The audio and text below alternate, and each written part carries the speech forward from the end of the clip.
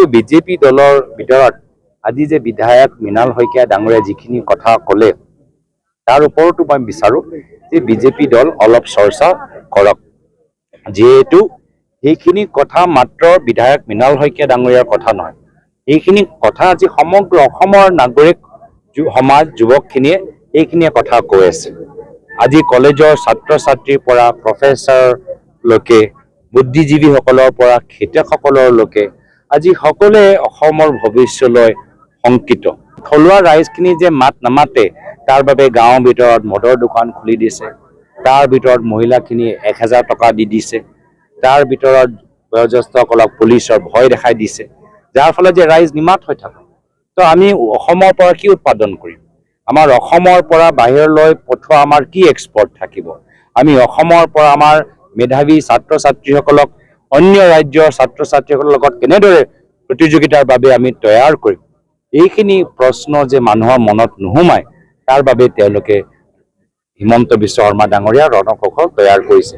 কিন্তু মই ভাবোঁ যে যিখিনি কথা আজি মৃণাল শইকীয়া ডাঙৰীয়া কৈছে, এইটো খালি মৃণাল শইকীয়াৰ কথা নহয়, অসমৰ ৰাইজৰ কথাখিনি এয়ালৈ চিন্তিত, আমিও চিন্তিত।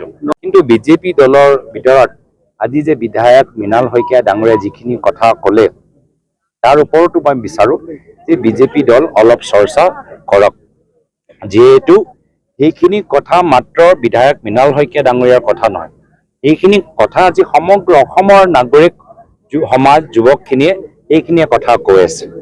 আজি কলেজৰ ছাত্ৰ ছাত্ৰীৰ পৰা প্ৰফেচাৰলৈকে বুদ্ধিজীৱীসকলৰ পৰা খেতিয়কসকললৈকে আজি সকলোৱে অসমৰ ভৱিষ্যতলৈ শংকিত। থলুৱা ৰাইজখিনি যে মাত নামাতে তাৰ বাবে গাঁৱৰ ভিতৰত মদৰ দোকান খুলি দিছে, তাৰ ভিতৰত মহিলাখিনিয়ে 1000 টকা দি দিছে, তাৰ ভিতৰত বয়োজ্যেষ্ঠসকলক পুলিচৰ ভয় দেখাই দিছে, যাৰ ফলত যে ৰাইজ নিমাত হৈ থাকে। তো আমি অসমৰ পৰা কি উৎপাদন কৰিম? আমাৰ অসমৰ পৰা বাহিৰলৈ পঠোৱা আমাৰ কি এক্সপৰ্ট থাকিব? আমি অসমৰ পৰা আমাৰ মেধাৱী ছাত্ৰ ছাত্ৰীসকলক অন্য ৰাজ্যৰ ছাত্ৰ ছাত্ৰীসকলৰ লগত কেনেদৰে প্ৰতিযোগিতাৰ বাবে আমি তৈয়াৰ কৰিম? এইখিনি প্ৰশ্ন যে মানুহৰ মনত নোসোমায় তাৰ বাবে তেওঁলোকে হিমন্ত বিশ্ব শৰ্মা ডাঙৰীয়া ৰণকৌশল তৈয়াৰ কৰিছে। কিন্তু মই ভাবোঁ যে যিখিনি কথা আজি মৃণাল শইকীয়া ডাঙৰীয়া কৈছে, এইটো খালি মৃণাল শইকীয়াৰ কথা নহয়, অসমৰ ৰাইজৰ কথাখিনি এয়ালৈ চিন্তিত, আমিও চিন্তিত। কিন্তু বিজেপি দলৰ ভিতৰত আজি যে বিধায়ক মৃণাল শইকীয়া ডাঙৰীয়া যিখিনি কথা ক'লে তাৰ ওপৰতো মই বিচাৰোঁ যে বিজেপি দল অলপ চৰ্চা কৰক, যিহেতু সেইখিনি কথা মাত্ৰ বিধায়ক মৃণাল শইকীয়া ডাঙৰীয়াৰ কথা নহয়, এইখিনি কথা আজি সমগ্ৰ অসমৰ নাগৰিক সমাজ যুৱকখিনিয়ে এইখিনিয়ে কথা কৈ আছে। আজি কলেজৰ ছাত্ৰ ছাত্ৰীৰ পৰা প্ৰফেচাৰলৈকে বুদ্ধিজীৱীসকলৰ পৰা খেতিয়কসকললৈকে আজি সকলোৱে অসমৰ ভৱিষ্যতলৈ শংকিত।